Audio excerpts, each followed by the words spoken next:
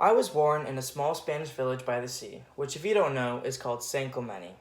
San Clemente is about halfway in between San Diego and Los Angeles. It is a small beach town that stretches from the coast to the depths of Talega. Talega is a small part of San Clemente that is considered to be the richest of the richest families who can afford these $4 million houses and mansions. Many families that live here are calm, collected people who enjoy a peaceful day at the beach just by themselves. Being a part of this type of community has begun to teach me about the so-called SoCal bubble. While growing up in San Clemente, I've witnessed the so-called bubble protecting the residents of this town from most violent crimes and many burdens other families have actually gone through in our nation. In my opinion, this so-called SoCal bubble is more apparent than many people like to believe it is. The bubble stretches throughout most of Orange County, and it is basically protects us from the dangers that live outside of it. Living here all my life, I have yet to hear or see a violent crime committed in San Clemente.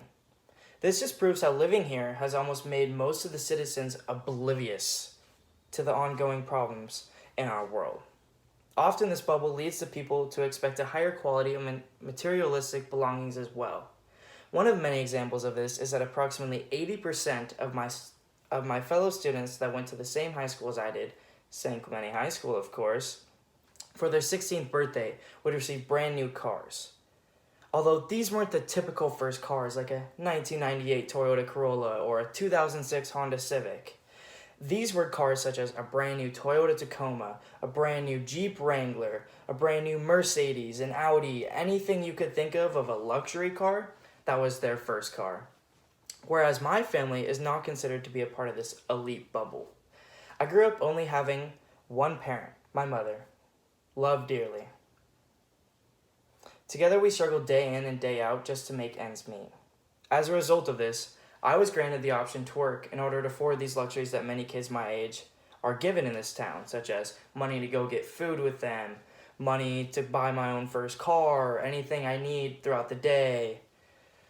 As my friends had these opportunities to live in a private life with their families in their house, my mother and I struggled just to be able to live alone in our own house. Sadly, during the 4 years of my high school experience, we had to have a roommate live with us in order to help us pay for the rent of our apartment. Overall, this shows how living in a certain part of a town should not be subject you to a certain stereotype or persona. This all just kind of circles back around to the small lesson we all learned in elementary school, and that is to never judge a book by its cover.